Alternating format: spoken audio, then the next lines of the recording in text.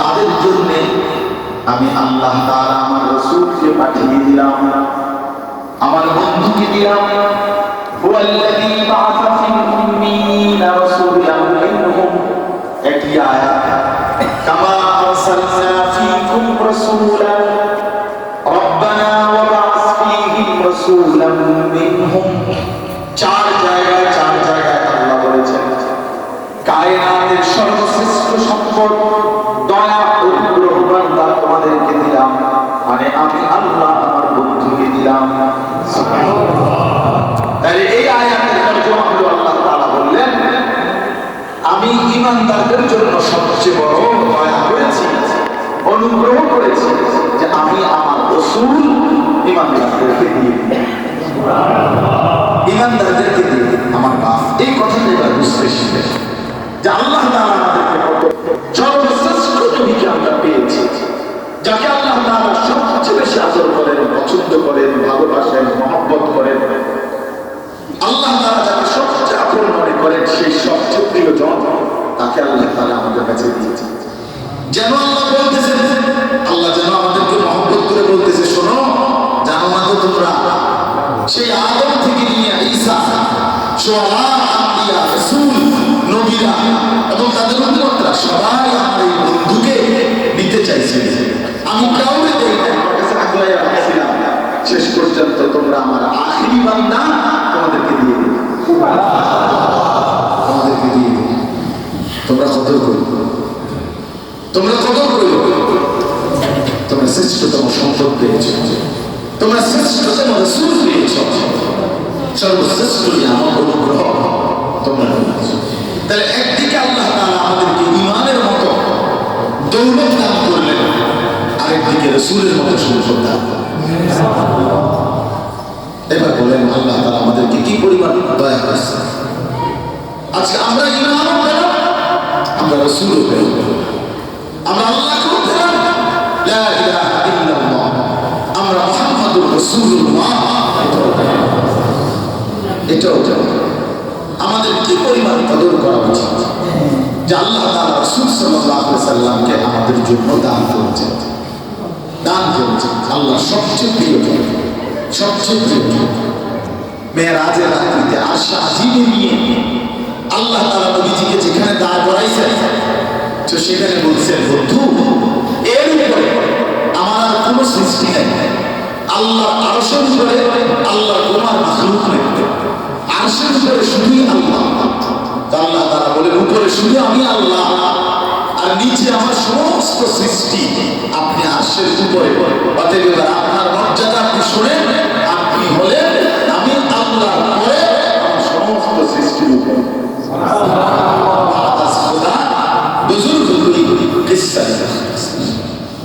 আল্লাহর পরে সমস্ত সৃষ্টির ঊর্ধ্বে রাসূলুল্লাহ সাল্লাল্লাহু আলাইহি সাল্লামের মর্যাদা। ওয়া রাফা'না লাকা যিকরাক। আল্লাহ তাআলা বলেন, বন্ধু, আপনার আলোচনা, আপনার সম্মান, আপনার জিকির, আপনার স্মরণ আমি আল্লাহ নিজে সমস্ত কিছুর ঊর্ধ্বে আমি আল্লাহই তুলে দিয়েছি, আল্লাহই তুলে দিয়েছে।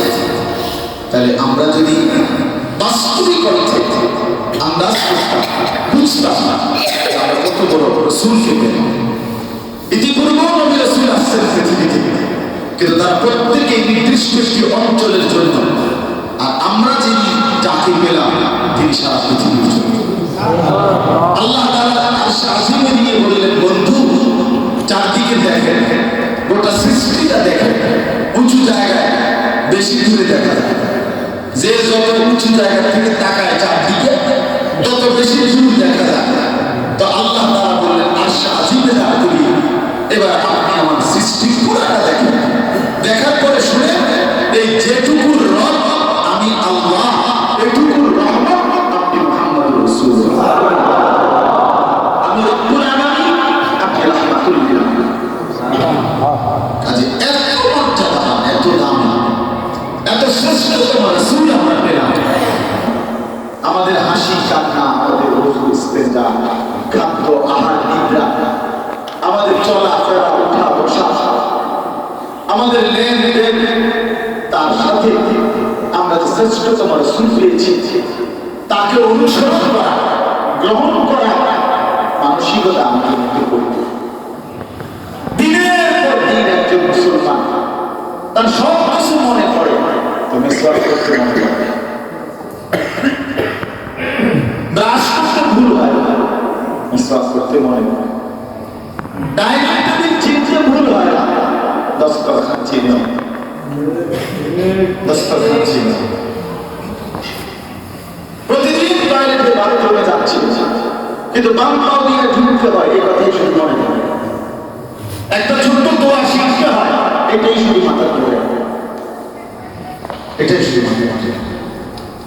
মানে যেটা সূত্র, যেটা নবীজির তরিকা, এটাই শুধু ভুল হয়, এটাই শুধু খেয়াল থাকে, এটাই শুধু মন চায়, এটার প্রতি তত্ত্ব হবে অবমূল্যায়ন, অবমূল্যায়ন, আফসোসের ব্যাপার। অথচ আল্লাহ তাআলা বললেন, আমি মুমিনদের জন্য, মুসলমানদের জন্য, ইমানদারদের জন্য সবচেয়ে বড় সম্পদ, নিয়ামত, দয়া, অনুগ্রহ মা দিয়েছি, আমার রাসূলকে দিয়েছি। তাহলে উচিত রাখতে না চাই তো রাখবে কে? মিসওয়াক যদি আমাদের কাছে পছন্দ না হয় তো কার কাছে হবে? দস্তরখান যদি আমাদের ব্যবহার করতে মন না চায় তো কার কাছে হবে? নবীজির শেখানো দোয়াগুলো যদি আমাদের কারো শিখতে মনে না চায় তাহলে শিখবেটাকে, শিখবেটাকে বলে নবীজি সাল্লাল্লাহু আলাইহি সাল্লামের 23টা বছর ধরে কার জন্য? 30 পারা কোরআন তিনি আল্লাহ থেকে গ্রহণ করলেন, তাহলে কার জন্য?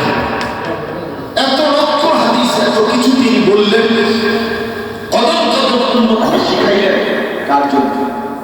তাইফে রক্ত পেলে কার জন্য? বহুদের দান দান শহীদ করলেন, কার জন্য? বুকে পাথর বাঁধলেন, কার জন্য? বলবেন। এজন্য আজকে আমি ইনসাফের সাথে বললাম আপনাদের কাছে, কেন রাসূলুল্লাহ সাল্লাল্লাহু আলাইহি ওয়াসাল্লামকে বারবার প্রত্যাখ্যান করলেন? আপনার ঘরের সামনের রুম থেকে নিয়ে ভিতরের রুম পর্যন্ত সুন্নাত কোথায়? সুন্নাত কোথায়? প্রতিদিন ডাইনিং টেবিলে খানা খান, দস্তরখানের কথা ভুলে যান কেন? নিয়মিত ব্রাশ করেন, মিসওয়াক করতে ভুলে যান কেন? বলেন। বাম পাও দিয়ে বাথরুমে ঢুকতে মনে থাকে না কেন? বলেন। সেখানে নবীজির দোয়াগুলো আপনি তো কত কিছুই জীবনে শিখছেন, তুমি প্রস্তুতি কি দিচ্ছ? ওই সাহাবী বললেন, ইয়া রাসূলুল্লাহ, নামাজ রোজা বন্দেগী তো সামান্যই, যেটুকু পারি করি, তবে আমি না আল্লাহ এবং তার রাসূলকে খুব ভালোবাসি। আল্লাহ সাল্লাল্লাহু আলাইহি ওয়াসাল্লাম বললেন, তাহলে শোনো, আল মারদু মা মান আহাব্বা, তুমি যাকে খুব ভালোবাসো হাশরের ময়দানে তুমি তারই সঙ্গী। হযরত আনাস ইবনে মালিক, নবীজির সাহাবী, আনাস খাদেম রাসূল, উনি বলছেন, এই হাদিসের বর্ণনাকারী উনি বলছেন, আল্লাহর কসম, ইসলাম গ্রহণ করার পর থেকে আর কোনোদিন নবীজির কোনো কথা আমরা এত বেশি খুশি হই নাই সেদিন এই কথা শুনে যে পরিমাণ খুশি হয়েছি যে যাকে ভালোবাসি তার সাথে হাশরের ময়দানে দাঁড়াবো। তখন আনাস রাদিয়াল্লাহু তাআলা বলেন, আমি উচ্চ কণ্ঠে ঘোষণা করলাম, দুনিয়াবাসী শোনো, আল্লাহর কসম, আমি রাসূলকে ভালোবাসি। অতএব আমি আশা করি আমি তার সাথে যাব, নাইতো তোমাকে ইমান দিতাম না। যুবক ভাই যে কয়জন আছেন আপনারাও শোনেন, মনের ইচ্ছা মতো কোরআনে আল্লাহ বলছে, নিজের মনে যা চায় তাই মতে চলে। তোমার চুলে মনে করো আমার ইচ্ছা, তুমি হাঁটো এভাবে কেন? আমার ইচ্ছা। সারাদিন মোবাইল দেখো কেন? আমার ইচ্ছা। নারীর পিছনে ঘুরো কেন? আমার ইচ্ছা। মোটরসাইকেলের পিছনে নারী নিয়ে ঘুরো কেন? আমার ইচ্ছা। আল্লাহ তাআলা বলেন কোরআনে, হে নবী, আমার মনের ইচ্ছা মতো যে চলে, মনে যা চায় তাই করে, যে খোদার কসম আল্লাহ বলছে, ওইটা মানুষ নয়, মানুষ নয়, ওইটা আনআম, চতুষ্পদ জন্তু, জানোয়ার, জানোয়ার, জানোয়ার, জানোয়ার, হাইওয়ান, চতুষ্পদ জন্তু। ইন হুম ইল্লা কাল আনআম, এটা জানোয়ার। আজকে মা বাপ বুঝে না, ছেলের মানুষ করে খোদার 365 দিনে একদিনও কোনোদিন ফজরের নামাজ পড়ে না, 16 বছর 14 বছরের ছেলেটা মেয়েটা এবারে বলে হিতের মানুষ করে, ওরা হিতের মানুষ করে বেউকুফ বেটা। কি মানুষ করলে তুমি? এটা তো জানোয়ার না, এটা তো হাইওয়ান, এটা চতুষ্প জন্তু। এটা কি মানুষ হলে মানুষ করছে? এই দুনিয়া শব্দ পাইছে তো শুনতে। আঙ্কেল কেমন আছেন? আঙ্কেল ভালো আছেন? কি চা খাবেন? এই যে দেখছেন ছেলেটা কথা কি শুনল, আঙ্কেল ছেলে কথা বলে না। এই ভদ্রতা কি ভদ্রতা না? যে সন্তান চেষ্টা করে না আল্লাহ সে ভদ্র হয় কি কথা বলে না? সে ভদ্র হবে না। খোদার 365 দিনে কোনদিন ফজরের নামাজ পড়ে না। এই হাইওয়ানকে কে জানাবে সে মুসলমান? এই রোজগার, এই মাথার ঘাম পায়ে ফেলা টাকা এই নাফরমান করার জন্য, নাফরমান করার জন্য। আস্তাগফিরুল্লাহ। আমি কষ্ট করে টাকা কামাই করলাম, তুমি সন্তান সারাদিন মোবাইল উলঙ্গ ছবি দেখবা সারা রাত। এই জন্য আমি 28 বছর টাকা বিদেশ করে, আমি তো দেখছি 28 বছর ধরে বিদেশ করে, অথচ বিনিময় আপনার যদি দেশে ছেলে নামাজি না করে, মেয়ে নামাজি না করে, পর্দাই না করে, বউ পর্দাই না করে, তো বেচারা এই 28 বছরের মেহনতের কি ফল হবে? এই জন্য নিজের উপরে রহম করে। যুবক ভাই আপনারা আপনাদের উপরে রহম করে, নিজের কথা কমপক্ষে হবে। এই কেমন জিন্দেগি আমাদের, এই কেমন জীবন যে ঘরে আমরা নামাজ নাই, যে ঘরে কোরআন কারীমের তিলাওয়াত নাই, যে মানুষটা আল্লাহ কোরআন পড়তে পারে না। এই যে এখন শোনাইতেছি এখানে দেখেন আল্লাহ তাআলা বলেন যে উম্মত হে মুমিন, সর্বশ্রেষ্ঠ যে রাসূল আমি তোমাদেরকে দিলাম। কেন দিলাম? এক নম্বরে ইয়াতলু আলাইহিম আয়াতিহি, নবী আমি কেন পাঠালাম, রাসূল আমি কেন পাঠালাম? আল্লাহ তাআলা আমাদেরকে রাসূল দিলেন কেন? জিলাপি খাওয়ার জন্য। জিলাপি প্রত্যেকে 2 করে জিলাপি খাবে, আর 1 প্যাকেট দিলেন, আর 1 প্যাকেট খিচুড়ি খাবে।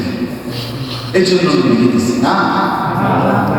আল্লাহ তাআলা বলেন ইয়াতলু আলাইহিম আয়াতিহি, আমি আল্লাহ তাআলা যে জন্য রাসূল পাঠিয়েছি, তোমাদেরকে দিয়েছি, তার প্রথম উদ্দেশ্য হলো তিনি তোমাদেরকে আমার কালাম, আমার কোরআন তেলাওয়াত করে শোনাবেন।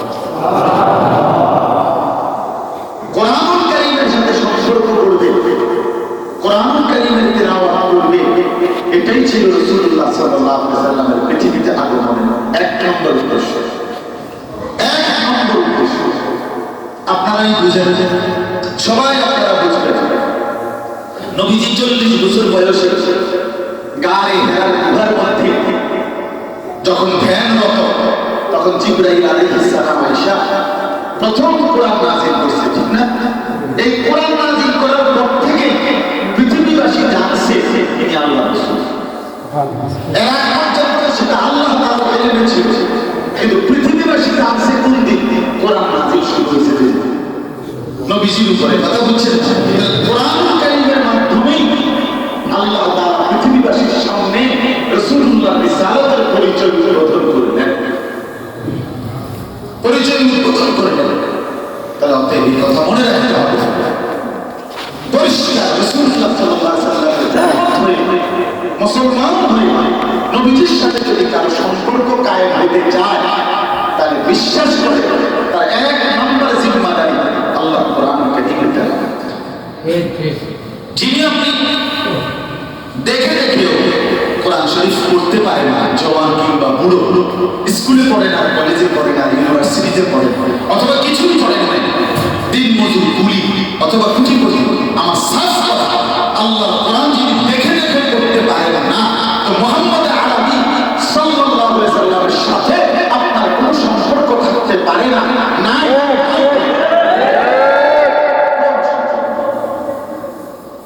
নবীজির সাথে আপনার কোনো সম্পর্ক। হ্যাঁ, আল্লাহ নবী সাল্লাল্লাহু আলাইহি ওয়াসাল্লাম বলেছেন ইন্নাল্লাযী লাইসা ফি জাওফিহি শাইউন মিনাল কুরআন কাল বাইতিল খারিব। নবীজি বলছেন যে এই দিলের মধ্যে আল্লাহর কোরআন নাই, ওইটা সারা বাড়ির মতো, আলগা বাড়ি, বিরাট ঘর, যে ঘরে মানুষ থাকে না, আলগা বাড়ি, যেটা এখন পরিত্যক্ত বাড়ি, সাপ, বিচ্ছু, কুকুর, বিড়াল, কেচ্চা, ইন্দুর এগুলো থাকে, জিন ভূত থাকে, মানুষ থাকে। এটারে বলে কাল বাইতুল খারি খারি। এজন্য নবীজি বলছেন যে দিলে আল্লাহর কোরআন নাই, ওই দিলে কোনো মানুষ থাকে না, ওই কোনো মানুষ থাকে না, সেটা আলগা আলগা সারা বাড়ি। এই জন্য আপনাদের প্রত্যেকের কাছে বলে আল্লাহ তাআলা বলছেন ইয়াতলু আলাইহিম আয়াতিহি, কোরআনুল কারীমের তিলাওয়াত, কোরআনুল কারীমের তিলাওয়াত। আপনারা একজন জওয়ান কিংবা বুড়ো যারাই নবী সাল্লাল্লাহু আলাইহি সাল্লামের উম্মত, এখানে মুসা নবীর উম্মত কেউ আছে? ঈসা নবীর উম্মত কেউ আছে? নূহ আলাইহিস সালামের উম্মত কেউ আছে?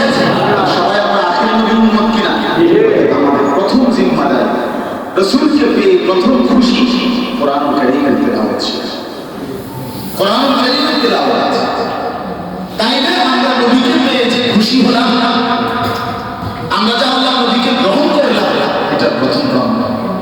আল্লাহ তাআলা বন্ধুকে বললেন, বন্ধু শোনেন, আপনার কষ্ট হবে জানি, কষ্ট হয় জানি, আপনি কত ব্যস্ততার ভিতরে থাকেন, তারপরেও আমি আল্লাহ সিদ্ধান্ত নিছি পুরা কোরআন 30 বার আমি অন্য কারো মাধ্যমে পৃথিবীবাসীকে শোনাবো না, আপনার পবিত্র জবান দিয়ে সবটা কোরআন আপনার উপরে নাযিল করে আপনার জবান দিয়েই পৃথিবীবাসীকে আমি শোনাবো। এই জন্য কোরআনের একটি অক্ষর অন্য কারো উপরে নাযিল হয়েছে, এবং পৃথিবীবাসী কোরআনের প্রতি অক্ষর শুনছে কার মাধ্যমে? নবীজির জবানে, নবীজি বলার পরে শুনছে।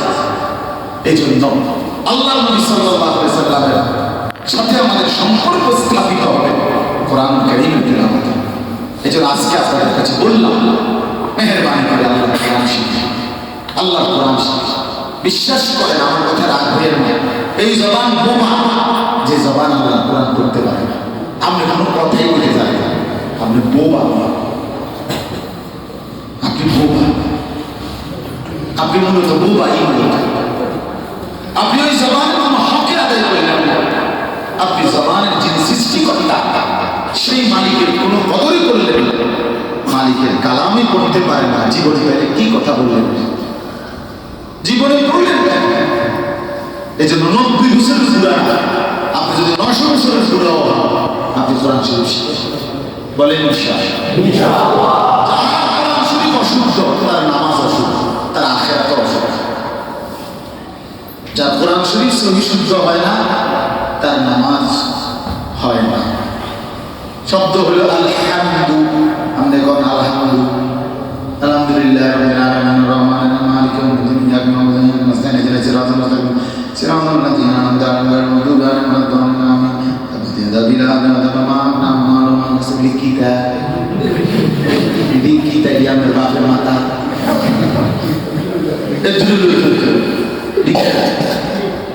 হ্যাঁ। শব্দ হলো সুবহানাল্লাহ, আমরা দেখলাম শব্দ হলো আলহামদুলিল্লাহ, আমি দেখলাম আলহামদুলিল্লাহ। হ্যাঁ, এই জন্য বান্দা বলে সুবহানাল্লাহ, ফেরেশতা বলে হয় না, হয় না, হয় না, হয় না, ফেরেশতা বলে ভুয়া ভুয়া ভুয়া। এই জন্য যার কোরআন শরীফ অশুদ্ধ, তার নামাজ অশুদ্ধ। তার কি অশুদ্ধ বলেন না? একেবারে নুরানি মাদ্রাসার বাচ্চা, 7 বছরের আমরা নুরানির বাচ্চাদেরকে পর্যন্ত আপনি জিজ্ঞাসা করে নামাজ ভঙ্গের কারণ 19টি, এর মধ্যে 1 নম্বর হলো নামাজে অশুদ্ধ কোরআন পড়া। এটা নামাজ ভঙ্গের 1 নম্বর। এই জন্য আপনারা যারা নামাজ পড়েন না, তারা তো বরবাদ হয়েই আছে, আর আপনারা যারা আমরা পড়ি, আমিও যদি বরবাদ হই, তাহলে আফসোস কিছু। এই জন্য 1 নম্বর জিম্মাদারি, রাসূল সাল্লাল্লাহু আলাইহি সাল্লামকে পেয়ে যদি খুশি হই, তাহলে আমাদের প্রথম দায়িত্ব কোরআন কারীমের তিলাওয়াত। তিলাওয়াত বিশুদ্ধ সহি সহি ওয়ারাত্তিলিল কুরআনা তারতিলা। আপনারা সবচেয়ে বড় কথা হলো বর্তমান যুগে যারা বাইচা আছেন আপনাদের কাছে অনুরোধ, সারা দেশের চতুর্দিকে গলিতে গলিতে গলিতে গলিতে মাদ্রাসা। কি পরিমাণ মাদ্রাসা এখন বাংলাদেশে বলেন? এখান থেকে কমপক্ষে 30 মাইল দূরে মাদ্রাসা, ঠিক না? 30 মাইল দূরে না? হ্যাঁ 30টা। ঠিকই বুঝি, আমরা দেশের মানুষ নাকি? তো কথা বলেন আপনি, প্রতিটা গলিতে মাদ্রাসা। কি পরিমাণ কোরআন শিক্ষার ব্যবস্থা করা, বয়স্কদের জন্য আলাদা স্কুল কলেজ ইউনিভার্সিটিদের জন্য নৈশ মাদ্রাসা আছে, বয়স্ক মাদ্রাসা আছে, ফরজে আইন শেখার মতো মাদ্রাসা আছে। এতভাবে ওলামায়ে কেরাম উদ্যোগ নিয়ে রাখছে, আহ্বান করতেছে, আমরা এটারে কোনো পাত্তাই দিই না। আপনি এটারে কোনো পাত্তাই দিলেন, এটা কিন্তু অনেক বড় সীমালঙ্ঘন, বাড়াবাড়ি ছাড়া, ধৃষ্টতা ছাড়া আর কিছু। এজন্য অনুরোধ করলাম যারা এখানে বসছেন, আল্লাহ নবী সাল্লাল্লাহু আলাইহি ওয়াসাল্লাম 23টা বছর লাগাইয়া হযরত জিবরাইল তারিখ করে কিতাবের তারিখ খান কিতাবের মধ্যে আছে, হযরত জিবরাইল আলাইহিস সালাম 24,000 বার শুধু কোরআন কারীমের আয়াত নিয়ে নবীজির উপরে নাযিল হয়েছে। 23 বছর 24,000 বার। এই 24,000 বার আল্লাহ নবীর পুরো চেহারা মোবারক, শরীর দেহ মোবারক ঘামে ভিজে গেছে। প্রচন্ড কনকনে শীত আর ঠান্ডার মধ্যে আম্মা জানা আয়েশা বলছেন কোরআন নাযিল হতো নবীজির পুরো চেহারা মোবারক ঘামে ভিজে যেত। ওয়া ইন্না জাবিনাহু লা ইয়াতাফাসসালু এত কষ্ট করছে উম্মতের জন্য, সেই উম্মত যদি কোরআনকে প্রত্যাখ্যান করে কি কষ্টটা হবে। কোরআন শরীফে আছে সূরা ফুরকান, وقال الرسول يا رب إن قومي اتخذوا هذا القرآن مهجورا। আল্লাহ বলেন রাসূলকে আমাদের দিন বলবে, আল্লাহ আমার জাতি এই এই মানুষগুলো আমার কোরআনকে পরিত্যক্ত করে দিয়েছে, জিন্দেগি থেকে বিতাড়িত করে দিয়েছে। তাই আপনি যখন একটু পরে গিয়ে বলবেন ইয়া রাসূলুল্লাহ আমি আসছি আপনার উম্মত সুপারিশের জন্য, আল্লাহর নবী বলবেন উম্মত আমলনামাটা একটু দেখি। আমলনামার মধ্যে তাকিয়ে দেখবে নবী দিনের পর দিন নামাজের সিজদা নাই, কোরআনুল কারীমের তিলাওয়াত নাই। আল্লাহর নবী বলবেন উম্মত তুমি আমারে কেমনে ভুলে গেলা, তুমি আমার আহ্বান কেন ছেড়ে দিলা, আজ কোন লজ্জায় আমার কাছে সুপারিশের জন্য আসলা। কি মনে করছে সুপারিশটা মানুষ ভাই? হ্যাঁ হাউজে কাউসারের পানি মিনারেল ওয়াটার বোতল এটা কি ভাবছে গেলে ফরফর করে দিয়ে দিবে? জি না। আল্লাহ আমাদেরকে বুঝতে করে, আল্লাহ আমাদেরকে কবুল করে, বিশ্বাস করে। হযরত আব্দুল্লাহ ইবনে মাসউদ থেকে বর্ণিত আছে, তিনি বলেন নবীজি আমাদের বলছে একদিন কোরআন শরীফ তেলাওয়াত করতাম, আমি সূরা নিসা 40টা আয়াত নবীজিকে তেলাওয়াত করে শুনাইলাম। 40 আয়াত শুনবার পরে নবীজি বলছেন হাসবুকাল আন, এখন থামো। হযরত আব্দুল্লাহ ইবনে মাসউদ বলেন আমি নবীজির চেহারা মোবারকের দিকে তাকিয়ে দেখি ফাইদা আইনাহু তাদরিফান, নবীজির দুই চোখ দিয়ে অঝরে পানি ঝরতেছে। আল্লাহ কোরআন শরীফ দিয়ে কাঁদতেন। সূরা তাহার মধ্যে আছে আল্লাহ নবী সাল্লাল্লাহু আলাইহি সাল্লাম মাঝে মাঝে মসজিদে নববীতে রাত্রিবেলা সারা রাত পর্যন্ত এই মসজিদের খুঁটির মধ্যে কোমরে গামছা লাগাই খুঁটি সহ কোমর সহ বাইন্ধা রাখতেন। কেন? যেন লম্বা কোরআন তেলাওয়াত করতেন, যেন তিনি ঘুমের কারণে পড়ে না যান। এই জন্য সারা রাত দাঁড়িয়ে নিজেকে কোমরে খুঁটির সাথে বাইন্ধা তারপরে তেলাওয়াত করতেন। হযরত আয়েশা রাদিয়াল্লাহু তাআলা বলছেন আমি দেখছি এক রাতে আল্লাহ নবী সাল্লাল্লাহু আলাইহি ওয়াসাল্লাম তাহাজ্জুদের প্রথম রাকাতে দাঁড়িয়ে এক তারাতে কোনো রুকু আর দেয় না, সিজদাও দেয় না। কোরআনুল কারীমের একটি আয়াত হযরত বেলালের ফজরের আযানের পূর্ব পর্যন্ত অনবরত তেলাওয়াত করছে। ইন তুআযিবহুম ফাইন্নাহুম ইবাদুক ওয়া ইন তাগফির লাহুম ফাইন্নাকা আনতাল আজিজুল হাকীম। এজন্য বাবা চলেন কোরআন কারীমের সাথে সংযোগ করুন। এই সব মাদ্রাসা কোরআন শেখান, আপনারা নিজের উদ্যোগে কোরআন শিখেন, নিজেদের মসজিদে কোরআন শরীফ পড়ান, বয়স্কদের জন্য, জওয়ানদের জন্য আলাদা সময় বের করেন। মসজিদকে আরো প্রাণবন্ত বানানো। মসজিদ শুধুই সালাম ফিরাইয়া নামাজের পর সাথে সাথে বের হয়ে যাওয়ার জন্য না, মসজিদ ঈমান ইসলামের সমস্ত উলুমের মারকাজ। এই জন্য ইনশাআল্লাহ প্রত্যেকের কাছে অনুরোধ করলাম, আল্লাহর কোরআন শিখবেন তো ইনশাআল্লাহ? মত করেন, বলেন ইনশাআল্লাহ।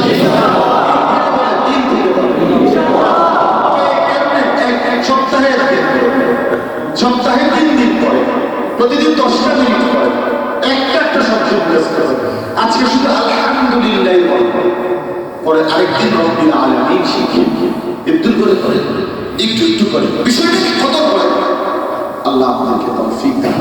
আমিন। বাকিটা সাথে বলে দিই, আল্লাহ তাআলা বলেন নবী প্রেরণের দ্বিতীয় উদ্দেশ্য হলো আমার বন্ধু মানুষের অন্তর থেকে সমস্ত মন্দ স্বভাব দূর করে উত্তম আখলাক দ্বারা অন্তরগুলোকে সাজিয়ে দেবেন। এই ছিল নবীজি সাল্লাল্লাহু আলাইহি সাল্লামের দ্বিতীয় জিম্মাদারি, তাজকিয়া, অন্তর পবিত্র করা, অন্তরকে বিশুদ্ধ করা। এজন্য মুসলমান হিসেবে আমাদের উচিত কোন আল্লাহওয়ালা, মুত্তাকি, ফরহেজগার, আল্লাহর কোন প্রিয় বান্দা, হক্কানি রব্বানি কোন আলেম দ্বীনের কাছে সম্পর্ক করে নিজের অন্তরের ইসলাম, নিজের অন্তরের পরিশুদ্ধি এটা করা। এটা আমাদের জিম্মা। কোন মুসলমান, বিশ্বাস করে ইনসাফের কথা বললাম, কোন মুসলমানের জন্য, আপনি স্কুলে পড়েন আর কলেজে পড়েন, আপনি কিছুই না করেন, গ্রামের মানুষ হন, খেটে খাওয়া মানুষ হন, কোন মুসলমানের জন্যই উচিত নয় একজন আলেম ছাড়া নিজেকে একাকী চলা। একজন মুত্তাকি আলেম, আল্লাহওয়ালা একজন আলেমের সাথে সম্পৃক্ত থাকা, উলামায়ে কেরামের সাথে সম্পৃক্ত থাকা মুসলমানের দ্বীনের জন্য, ঈমানের জন্য, ইসলামের জন্য, আখিরাতের জন্য জরুরি। বিশ্বাস করে দাওয়াতের কাজ, তালিমের কাজ, তাবলীগের কাজ, তাজকিয়ার কাজ, জিহাদের কাজ, দ্বীনের যে কোনো কাজে উলামায়ে কেরাম থেকে বিচ্ছিন্ন যায়, নিজেকে মনে করে আমি আলাদাভাবে করব, তো নিশ্চিত শুনে নেন বেশি দিন টিকবে না, বেশি দিন আগাবে না। এটা একদিন দুই দিনের ইতিহাস না, গত 1450 বছরের ইতিহাস। এটা উলামায়ে কেরাম থেকে বিচ্ছিন্ন হয়ে কেউ টিকে না, কোনো মেহনত টিকে না।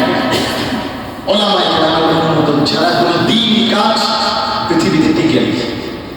এই জন্য দয়া করে আমরা প্রত্যেকে নিজের পবিত্রতা, নিজের অন্তরের বিশুদ্ধতা, তাজকিয়া। ওই যে এখানে একটা কথা লিখছে, এই দেখেন এখানে কাজটা খুব সুন্দর লিখছে, তারাই প্রকৃত সফল যারা নিজেদের অন্তর পবিত্র করেছে। যে কাদ আফলাহা মান তাযাক্কা, আল্লাহ বলছে তারাই সফল যারা তাদের অন্তরকে পবিত্র করেছে।